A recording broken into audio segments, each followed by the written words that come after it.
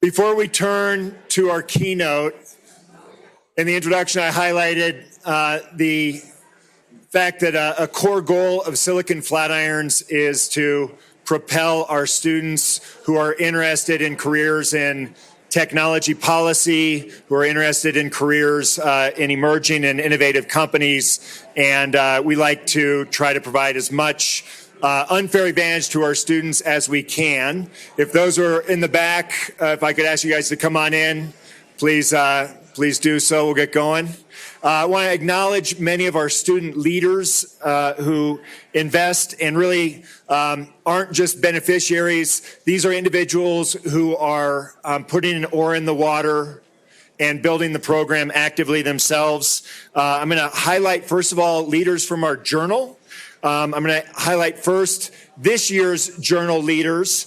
If you'd please stand or raise your hand to be acknowledged, we'll hold our applause. Sydney Weigert. Sydney's back there. Nicole Ela. Where's Nicole? Please stand up. I saw Nicole. Kaylee Lauder.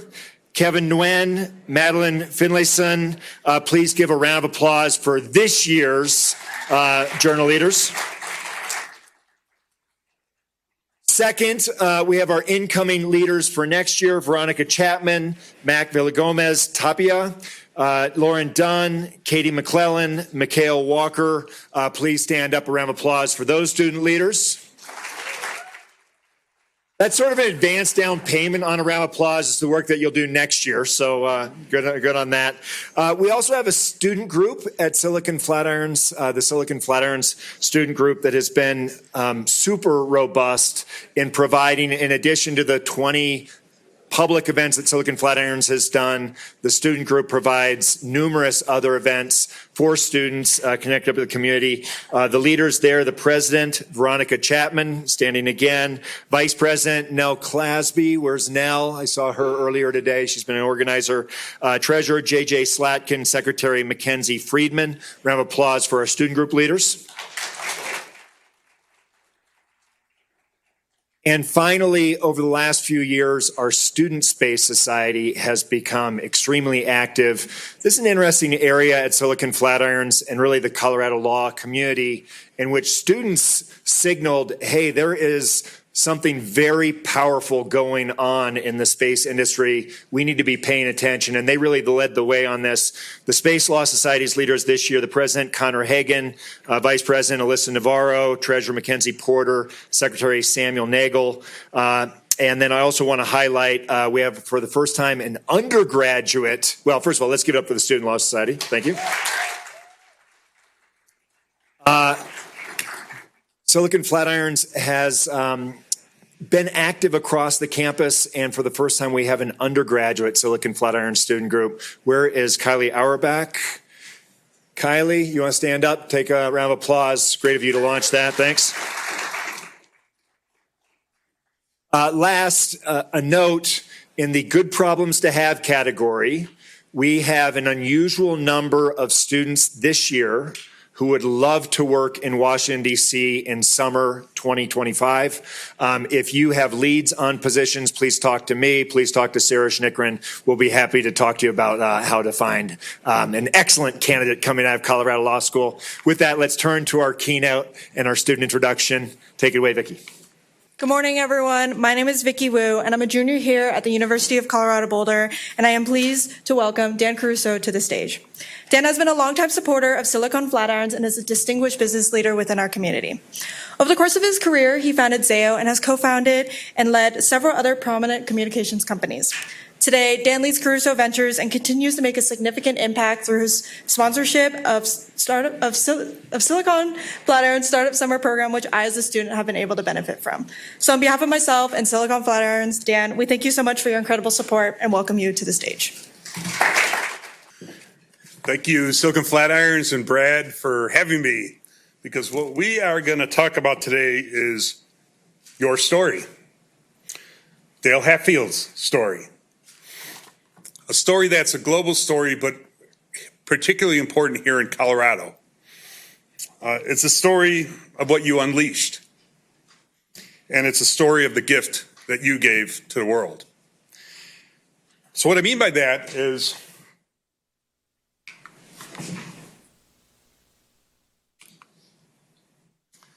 Four things happened early on in the 1980s. Four things that were the result of research in universities. You gave us the internet. You decided we needed a packet network, and within the bowels of research in government and universities came ARPANET, what turned into the internet. You gave us spectrum auctions. You saw the potential of wireless phones and decided that you'd make wireless available in a competitive industry, first through granting licenses and later through auctioning them, and that unleashed the wireless age. You decided that we didn't need a monopoly, we didn't need a phone company monopoly, and you decided to break it up and unleash competition. And then within a research institution under AT&T Bell Labs, you gave us fiber optic cables. The government funding contributed to that, and fiber optic used for transmitting light and carrying vast amounts of bandwidth were made possible by all these collaborations. But this is also my story, and a story that I'm telling in this book called Bandwidth. Warren Buffett says you only have to do a few things right in your life. You guys did these things right. What I did right was coming out of undergrad, deciding to join first what was Illinois Bell, at that point Ameritech, one of the baby bells, and soon thereafter joining one of the earliest and most important startups in the industry that created Bandwidth, a company called MFS out of Chicago. So that's what I did right. From there came the inventors of the internet. So although the internet traced its roots back to the 60s, it was really in the 80s that it got going. And the three pioneering companies were called PSINet, which grew out of some of the early kind of university networks, BBN on the bottom, which was really the pioneer in creating what became the internet, and then UUNet Technologies, which was the first one that really broke loose and became part of the for-profit internet backbone world. In fact, UUNet, we acquired them at MFS. We acquired them in a deal that was gigantically valued, at the time $2 billion. We then sold ourselves soon thereafter, MFS, to WorldCom. But these were the internet, the inventors of the internet backbone. So predicting rain doesn't count, but building the ark does. They were the executors. They got things going. You see this says chapter 3. So this is the outline of the book, Bandwidth, that was on the front cover and that we will have out there. It goes into release this week, Tuesday. So this is still the pre-sale process, but for those who buy today, you're kind of getting a jump start on that. So chapter 3 is about the renegades that laid the fiber. You know, these are considered the wise, the smart business people, and many of them were tycoons. The venture capital industry didn't exist back then like it exists today. You weren't going to go raise billions of dollars in order to fund these fiber networks. So those who had deep pockets had to reach deep in them and decide they were going to build this new infrastructure of the internet. Phil Anschutz, a legend here in Colorado, Craig McCaw, out of Seattle, who started with cable TV and wireless, but then put it to work on these early fiber networks. John Kluge, who funded a company in New York City that was then called Metro Media Fiber Networks. And then Jim Crow, my boss, who moved us from Chicago, he was in Omaha, here to Colorado, and we'll get into more of that Colorado story. Another name that's not on here that's important through the early part of the story, and a Colorado legend, is John Malone. Okay, so the next thing is things went haywire.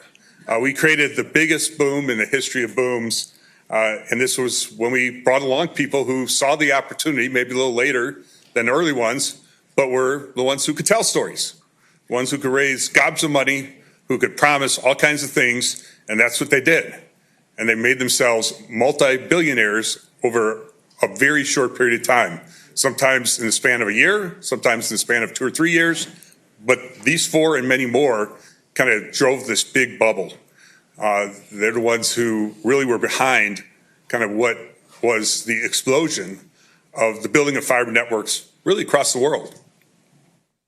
What the wise men do in the beginning, fools do in the end. Now, that's not to say these were fools. They weren't. They were very smart people, but they were late to the party, and they were chasing their billions of dollars. And at that point, we're probably willing to do just about anything to achieve success. Well, we all kind of know what happened, at least those who are above the age of 30.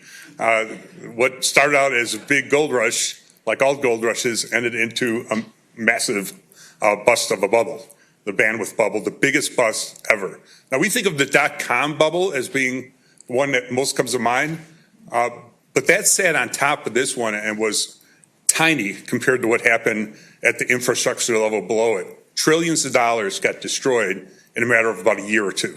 Trillions.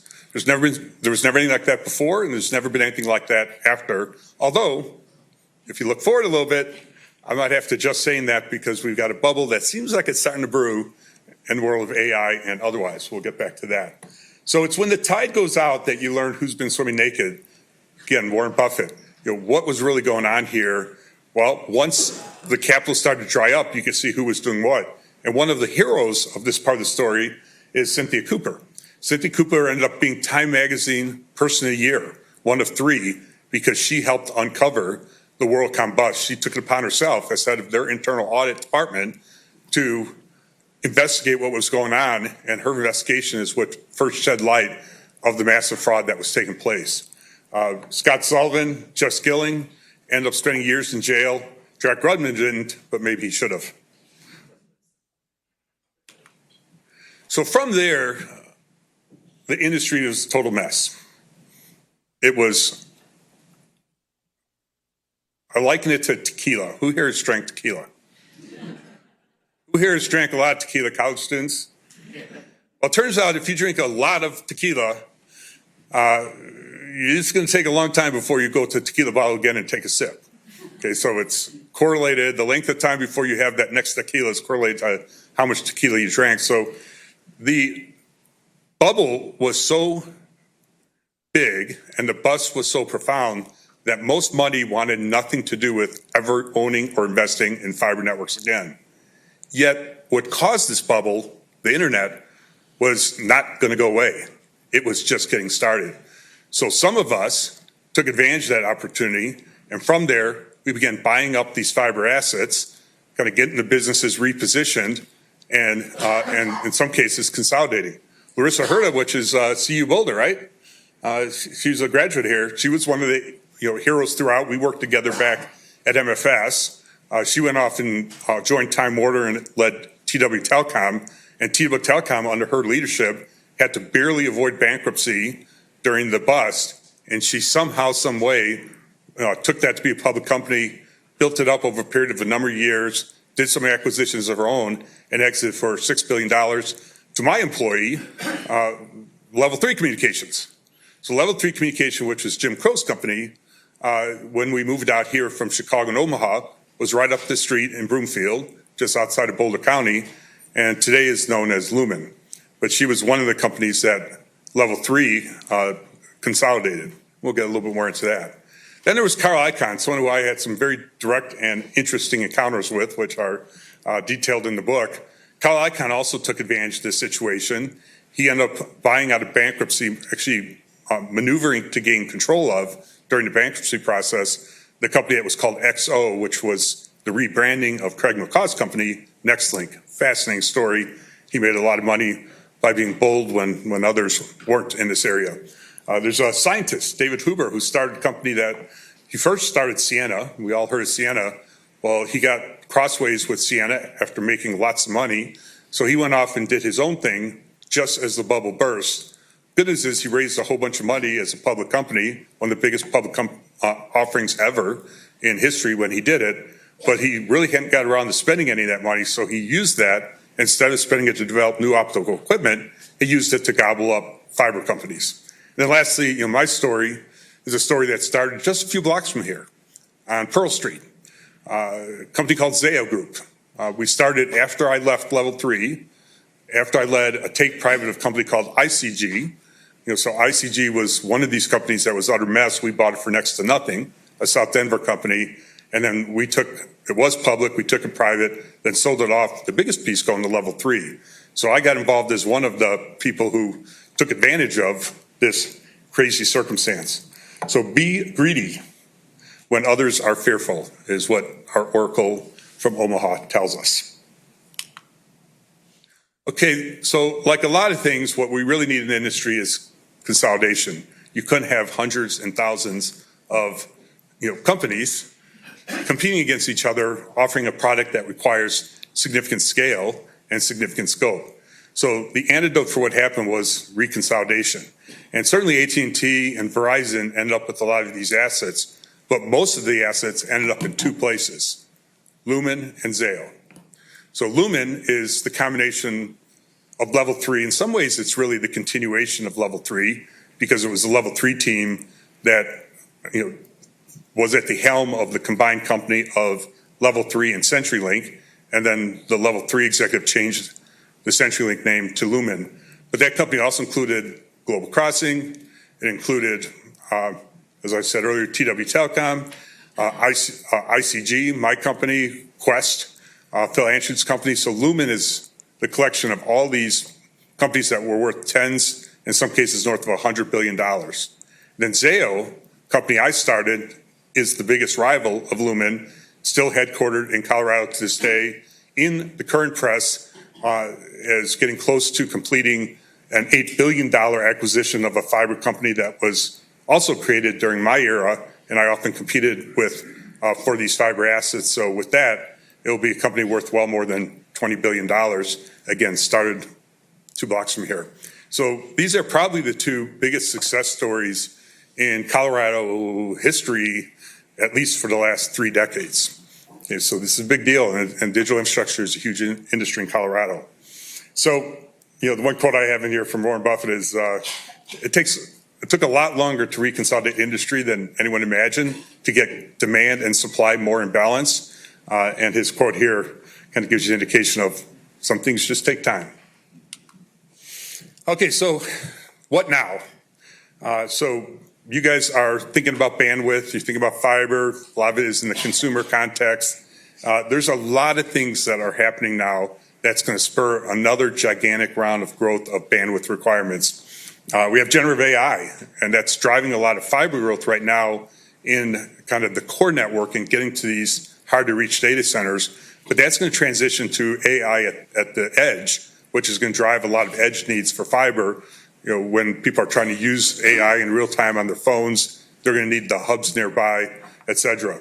Space tech is going to be intertwined with communications, including on-the-ground terrestrial networks. Quantum is only getting started. We in Colorado are at the epicenter of that, Boulder in particular, CU and NIST even more particular. And quantum will bring this whole wave of activity that will feed with and collaborate with AI and with space tech to create a dynamic not unlike what was created in the 80s. And that's what we're not sure what will come of. And then you have blockchain as well. Blockchain has been around for a little while, Bitcoins and crypto in general, but blockchain is going to become increasingly important as a way of communicating. So Jim Crow, what he says is in the short term, reality underperforms the hype, but in the long term, our imaginations fail us. The world looks very different today than it looked before the internet. Can you imagine what the world's going to look like 30 years from now? Well, whatever you imagine, you're probably not imagining enough. So the final reflections, is what I cover in the book. Like, okay, what does this all mean? This story of all these individuals who are heroes, who were goats, who tried and failed, who tried and succeeded, who created the infrastructure of the internet, at one point making trillions of dollars, at one point destroying trillions of dollars. What can we take away from that? And this is where I go back to Warren Buffett. And at the end of the day, a business is worth what its cash flows are really going to be. Sometimes it takes a long time for those cash flows to begin to show themselves. But at the end of the day, you're kind of navigating toward kind of the cash flow generation of a business. And when you lose sight of that, when you think what you're building is something that's a story, something that you could fool the next person who will buy your company, so that there's fundamental problems, but you hope that those stay under wraps until someone comes along and buys you out. That's when you have a problem. You got to get back and focus on, am I producing something, building something that's of durable value, that customers are really going to need, and that will really generate cash flow over time. So that's the story of my book. It's the story of the industry, and it really is an outgrowth of the work that you guys all do as policymakers, as regulators, as university researchers. This is what you gave the world, and I'm here to thank you for that. All right. Well, I want to start with an excerpt from your book and have you talk about this passage, which is, you write that I've come to appreciate that innovation and entrepreneurship are traits of humankind that transcends geographies, industries, generations. I hope Bandwidth, this book, inspires leaders across the globe who are tackling new frontiers, AI, quantum, green energy, space economy, to persevere. The world needs inspirational, industrious, and creative entrepreneurs now more than ever. What maybe you could talk a little bit more about that, and as you've moved from your CEO roles to one of an investor, someone who's traveling to different geographies, what do you mean when you say innovation, entrepreneurship are traits of humankind? Yeah, so one thing I was fortunate is to have attracted a person on to my board by the name of Linda Rottenberg, and she heads up Endeavor Global. And Endeavor Global is all around scale-up entrepreneurial leaders in right now over 40 countries across the globe. And these countries, are not the most likely places you'd expect to find that. They're the most unlikely places. And we have unicorns popping up in all these countries, nearly all of them. Ukraine is the latest addition. The one before that joined Endeavor was Pakistan. I head up Endeavor Colorado. So I've gotten the luxury to see kind of this entrepreneurial spirit, not just in Silicon Valley, not just in the US, not just in India and China, but everywhere else. And it's just phenomenal. And I think we often underappreciate the role that this tech ecosystem, this creative and innovative ecosystem that we have so well developed here in the US, how important that is to our leadership in the world. We can't take that for granted. We can't overly mess with it. Even you guys in this room who focused on policy and regulation, I do think, I'll challenge you guys that you need to put a little bit more, maybe a lot more kind of appreciation as to you're trying to unleash and accelerate what that innovation is, but sometimes you suppress it, and in my mind, we play with fire when we suppress it. Maybe I'll pick up on that. When you were building Zayo, my story, you were super engaged with Silicon Flatirons on the entrepreneurship side, less interested on the tech policy story. In terms of building Zayo, what role did tech policy have in your thoughts about the business model? And in retrospect, during that period, what was right versus what were you unhappy with respect to tech policy as it related to building out bandwidth networks? So I largely designed the business plan of Zayo to minimize the regulatory reliance on the business, because in my prior business, both MFS and then Level 3 that's now Lumen, we were in many parts of the business very interdependent on regulatory policy. And that created a lot of the dynamic that caused companies to kind of prosper incredibly because of some regulatory kind of, I'd say loophole. But then when those loopholes got closed, then fall apart. So when I decided to do Zayo, it's like, how do you design, a company to take advantage of bandwidth, but do not get encumbered by being too immersed in the regulatory world? So in some ways, I took advantage of most of our rivals would have been still hindered by regulatory policy. I wanted to pull out, you describe yourself in the book as the Forrest Gump of fiber. And I got to say, having interacted with you over the years, not too many details that get by you. There's something known as the nanosecond, which is the time that an employee or someone working with Dan has to respond to Dan.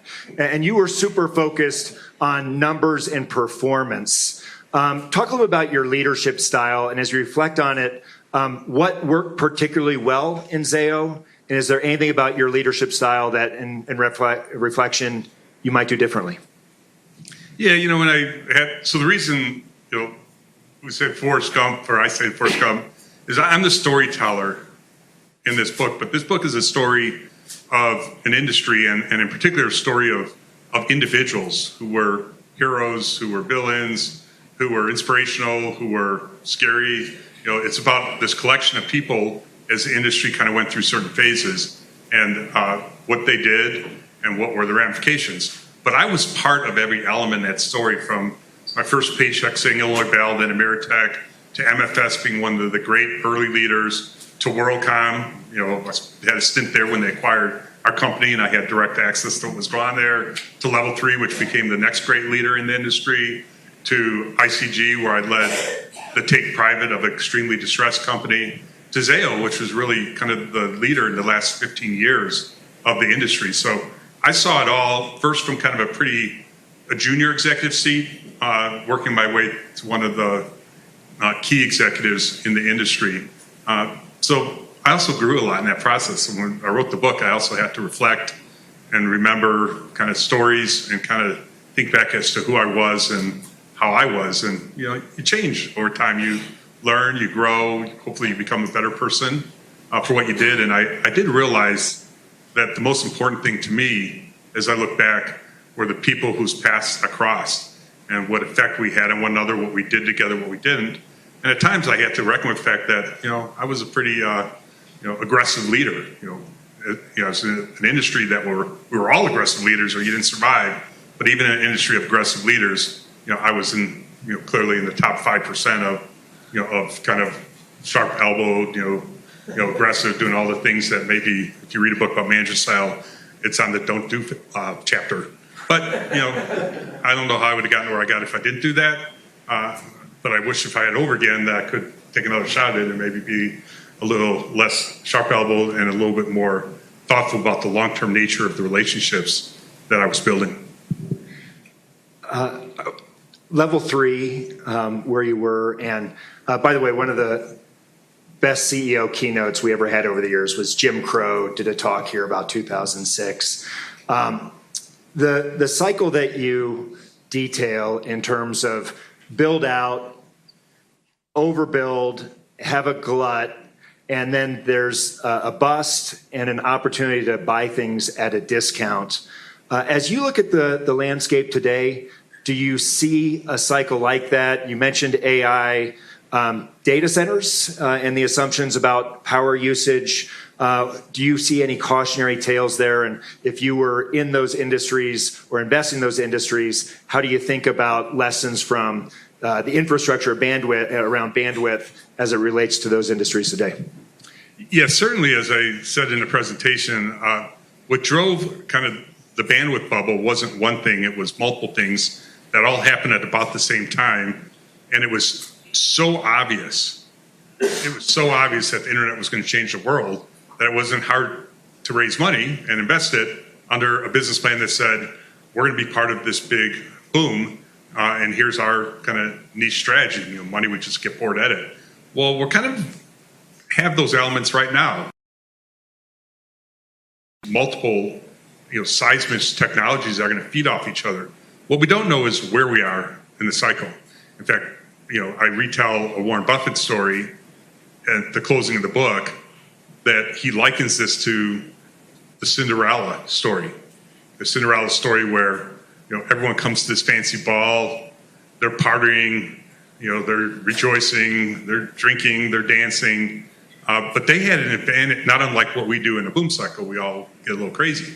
But they had an advantage over those of us in a boom cycle. Advantage is they had a clock that was ticking and was going to tell you when midnight was about to hit.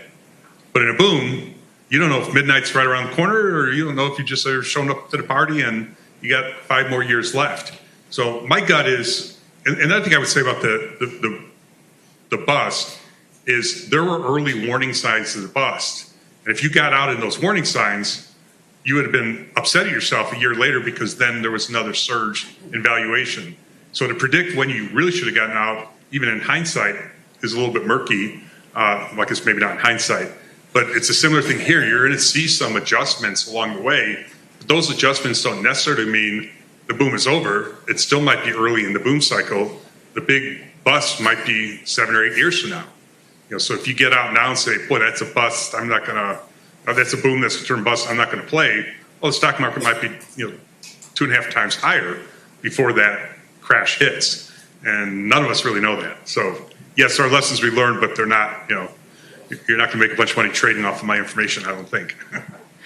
I want to pick up on the idea of second mover advantage. Now, you were involved in the build out of fiber in the first instance, but by the time you did Zayo, you had this sense of a cycle of being complete, a certain amount of wreckage out there, and a second mover advantage of now we have a more mature industry and I've got a better sense about how to do it.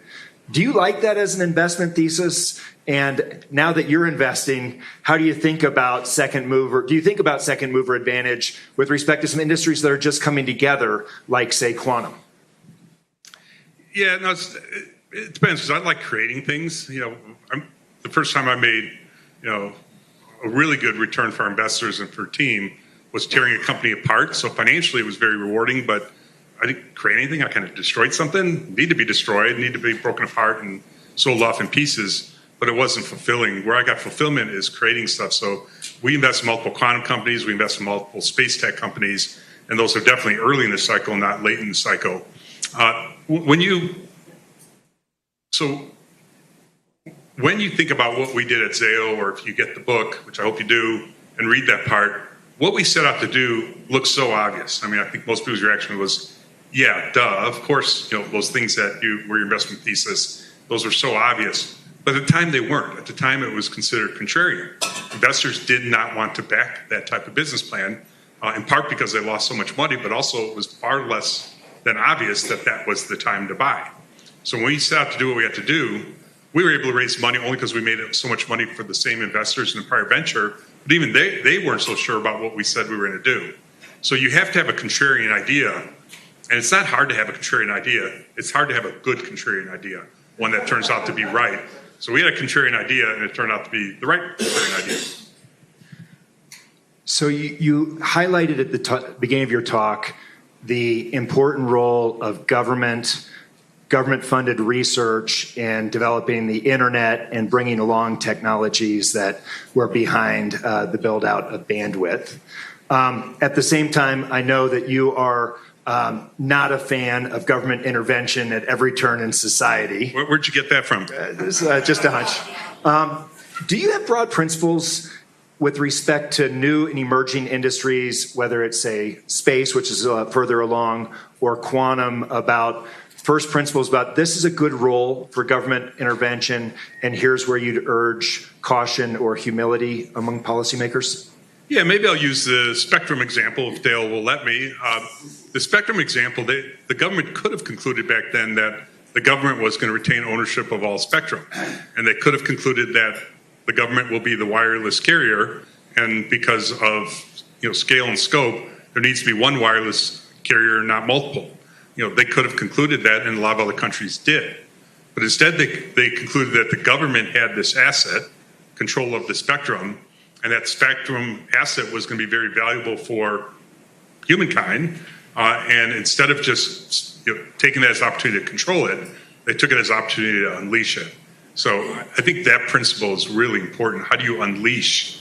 Use your position as a government employee, as a policymaker, as a regulator, to unleash the potential, but unleash it to the market to then develop it and do stuff with it, hopefully under kind of rules of engagement that are well thought out and are fair and balanced.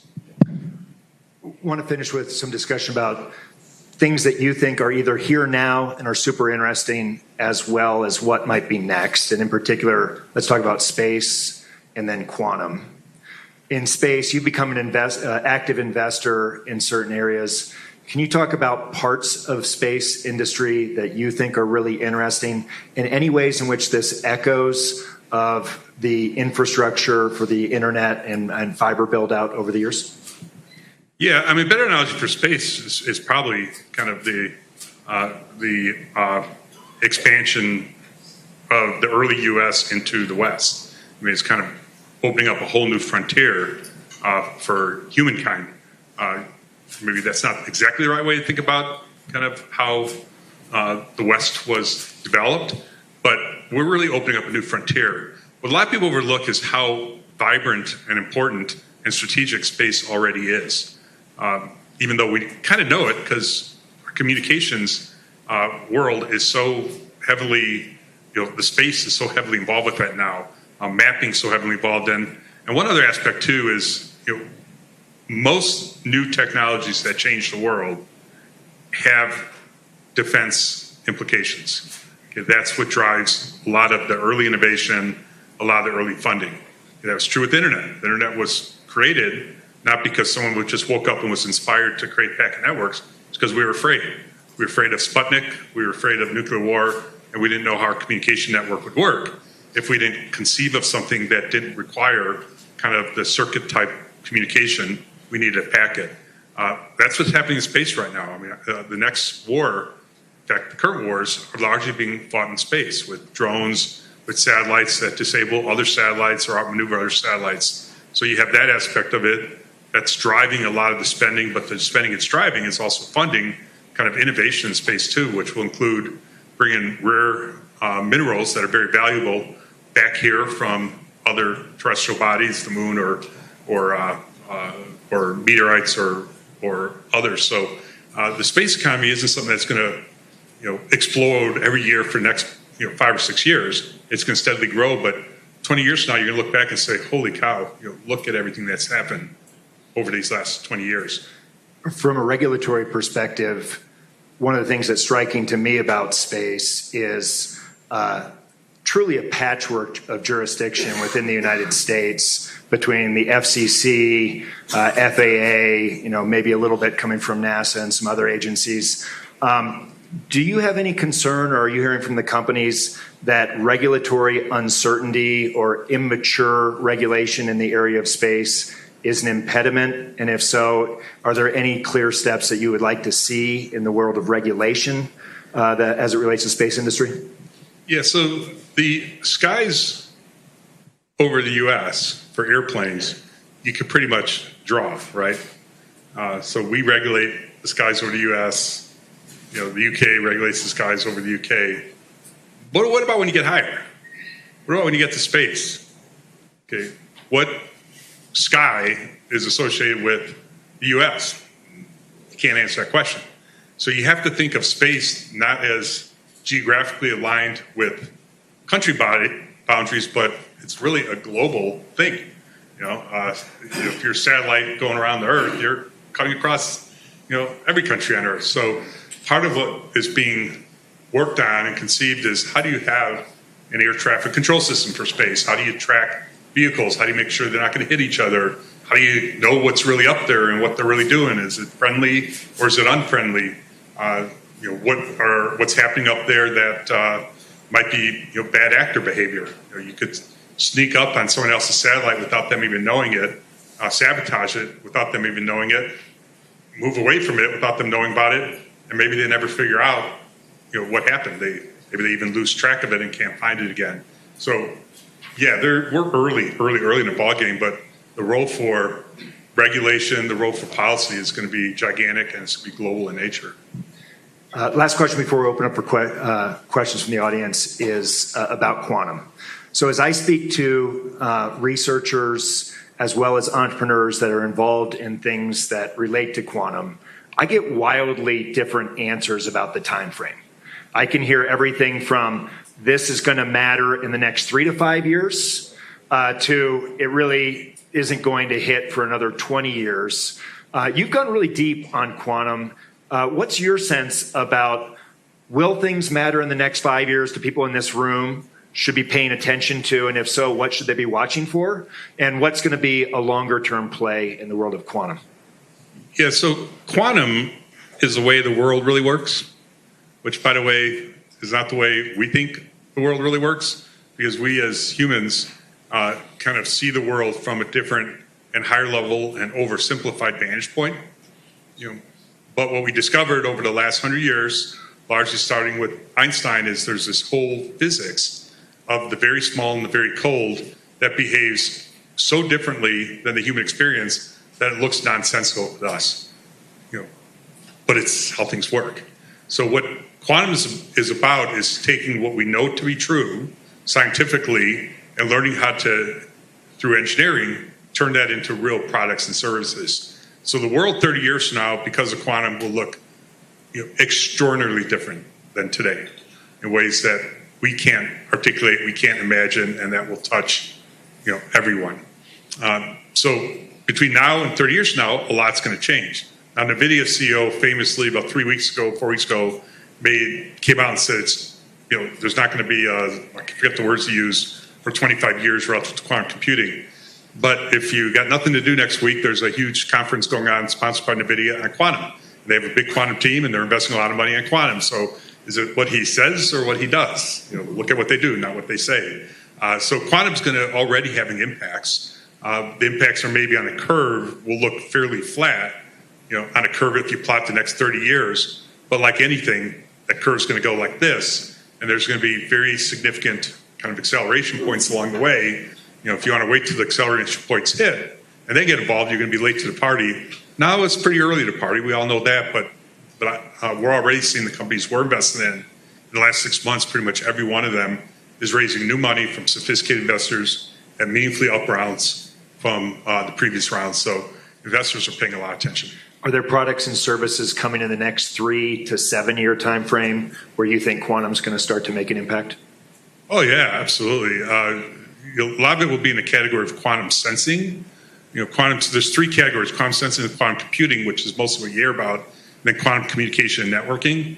There's activity in all 3 categories, but where real product will be brought to market and is being brought to market already is in quantum sensing, which will change things like GPS will become QPS, quantum positioning systems. Timekeeping will become enormously more accurate and more mobile than today, which will affect energy networks, computer networks, trading networks. But the big events, when people talk about the big change, that's when quantum computers kind of achieve a certain level of capability that you can start doing things with quantum computers that you would never, ever, in 1,000 years, in 1,000,000 years, be able to do with traditional computing. So they're trying, there's an arms race as to what type of quantum computer, what country, and what company will be able to win, and there'll be more than one, win this arms race toward having quantum computing that can do things that you otherwise can't do. And several of them are here in the Boulder area, and we're investors in a couple of them. Let's open it up for questions, and pursuant to the WISER rule, first question privilege goes to a student. Let's go to the back. Thank you. Connor Hagan, CU law student. So my question is based on your premise of the risk of regulation stifling innovation. What does that look like in practice? Is it deregulation? Is it tech-neutral drafting, or perhaps something more procedural? Yeah, no, that's a good question. I mean, because it could be too much deregulation too quickly, could be the wrong answer, or it could be too little regulation. It could be either way. I could equate that more to what I've seen in the past. Very good intention and very well thought out was the Telecom Act of 1996, but it created a lot of artificial ways of allowing rivals to get access to the networks of the incumbents that gave them a boost in the short term, but was unsustainable in the long term, and that led to a huge making of money that really wasn't by building something of durable usefulness, but instead just kind of led to the inevitable where the businesses that made a lot of money collapsed and went away, and the bell companies regained their control. But it's hard to regulate these industries. I mean, we went from the biggest company in the world, Ma Bell, AT&T, totally regulated, to an industry where we have the most advanced fiber networks in the world. And there had to have been mistakes along the way to get from here to there. You weren't going to have a perfect regulatory roadmap that would have allowed that to happen. And maybe, just maybe, by creating this, this boom that made lots of people lots of money, that went to a bust that resulted in people going to jail, new laws, Sarbanes-Oxley got written because of this. Maybe that whole dynamic is why we have so much fiber in this country and why our internet and bandwidth is so much more plentiful than anywhere else in the world. So maybe the net of all that was good for society. Other questions? I wonder if there is anything your experience can port over to power generation. as ponderous as we may think the circumstances surrounding the deployment of the broadband infrastructure has been, I think it's fair to say that electric utilities are dinosaurs pondering dinosaurs by comparison. Yet, all of the things that we're talking about here are going to require tremendous amounts of power and an industry that may be less equipped to provide it than the takers that we're talking about thus far. Yeah, absolutely. I mean, the power requirements to support AI are dramatic, and quantum. Even though if you talk to someone in quantum, they're going to tell you that part of what quantum will do is solve that. That's only like the first 10% of the answer equation, because yes, that's true if all you were trying to do is what regular computers do, but when you try to do what quantum computers can do, you're probably going to want to build out infrastructure that requires a lot of power as well. So certainly, we have to rethink our perspective on nuclear if we want to get ahead of this. And there's also technology that we need to focus on. I talked earlier about rare materials that exist in bodies in space that can be brought back to Earth. Some of those can do an awful lot in the realm of powering. So a little bit of material goes a long way toward creating the environments that will provide for the type of energy and resources that these devices need. So yeah, we're gonna have to rethink all of our policies around energy, and it's in direct conflict with what you think of as green, and so how do you balance both? I mean, that's a whole realm that's going to play out over the next, I don't know, longer than any of us are going to live. Let's take another question down here. Hi, I'm going to take a cue from the slides and try to be greedy where others are fearful and snag 2 questions, if I may. The first one is, in that period between the bust and the boom and the phoenix rising from the ashes, sort of how did you sort of plow through during that phase? And the second one is, I'm really interested in your transition to doing the investments full time, and if you have other notable influences other than Warren Buffett.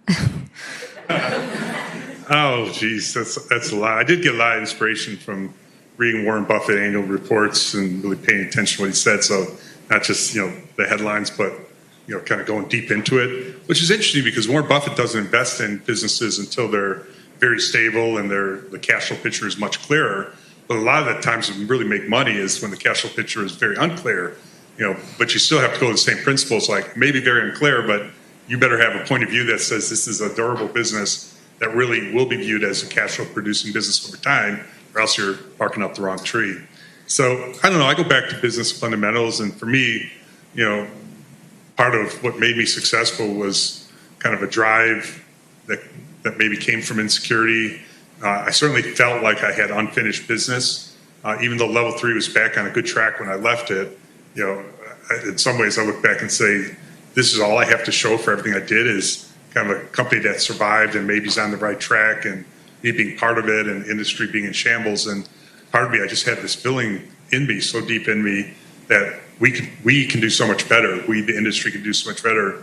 This bandwidth is such a valuable commodity. There's no reason why we can't build really good, valuable businesses out of it that work well for investors, for customers, and for employees. So something in me made me feel compelled to do it. And fortunately, things worked out. And the stories, we've got the books out here, so some of you picked some up. But the story of the industry is a hero's journey. So you got this hero's journey, a big arc. And then you have kind of my story within the story, which also is kind of a form of a hero's journey too. Someone who, started out naive and ambitious, went to pretty low lows, and then, climbed back up to a successful outcome. And now I feel like my role in life is not to just go off somewhere and enjoy what I have, but to help others who are on their journeys have kind of success. So be a meaningful helping hand to others. Let's take one more question. Hello, I'm Taylor Hartley. I'm with Ericsson. I am a cybersecurity expert, and I primarily focus on AI and quantum. So something you didn't mention, which really broke my heart, was anything on quantum security, right? So I focus on, I want to hear more about QKD, quantum key distribution, or quantum random number generators, specifically quantum as a threat, right? Because I think a big driver right now for quantum is the fear that maybe a certain, nation state has made more advances than we have, and therefore I push for the migration to post-quantum cryptography across the entire communications sector. So what do you see in the quantum security landscape? Yeah, so the third category of quantum, as I mentioned, is referred to as either quantum networking or quantum computing, and part of it gets right to the heart of that question. So there's these really quirky properties of quantum, and one of the very quirky properties is called entanglement. And let me come back to entanglement for a second. When we talk about quantum computers as being fundamentally different as classical computers, what that means is they could solve problems that are unsolvable by conventional computers, not just conventional of today, but conventional of tomorrow and distant tomorrows. And one of those is security, crypto, the way we encrypt code. That the way we encrypt it that way is because computers can't break the encryption. But now comes along quantum computers, and guess what they're really good at? The kind of math it takes to break that encryption. So when the quantum computers kind of cross over, one of the first things they're going to be able to do is take old data that's stored somewhere under cybersecurity protocols that existed, and be able to decode it. And guess what? Nation states store that data. They store it, if you're China, you store all of U.S. secrets. And if you're Iran, you store U.S. secrets because someday you're going to use a quantum computer and break those secrets. Okay, so that's a threat. Looking backwards, there's already steps being taken to encrypt in a way that's not going to be susceptible to that. But the ultimate way of protecting communications and data, transporting it so that it can't be code broken, is to use this thing called entanglement, which is one of the aspects of quantum. Who here, this will age you a little bit, knows what Beam Me Up Scotty is? Wow, 5 years ago everyone would have. So Beam Up Scotty was, Star Trek. It's how Captain Kirk got, from the ship to the planet. So you zap out existence here and reappear over there. Well, that entanglement enables that to happen, and specifically quantum, what you're working on, uses entanglement to basically zap Captain Kirk from being of existence here and have him reappear over there in a way that you can't crack the code. He disappears from where he was, reappears over there, and security is good again. It's going to take a long time before we start teleporting Captain Kirk, though. Before we thank Dan, we're going to head to lunch, which will last until 1 o'clock. During the lunch hour, your assignment is threefold. First, try to find a student, engage with a student. Find our guests. Second, Reweaving the Web is available for sale outside. Proceeds go to Silicon Flatirons. Thanks to Richard Witt. And third, Dan is going to be signing bandwidth and available over the lunch hour. Dan, this perspective is so valuable to have as part of this conference. Thank you. Please help me give a warm thank you to Dan. And breaking news. Proceeds from bandwidth goes to Silicon Flatirons too.